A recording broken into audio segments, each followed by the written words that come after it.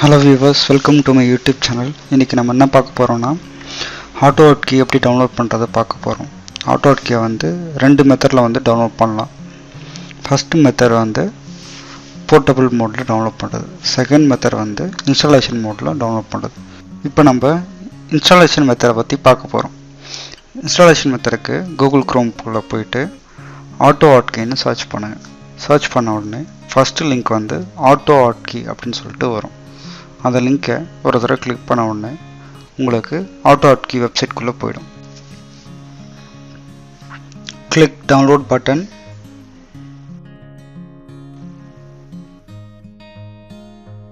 Click current version.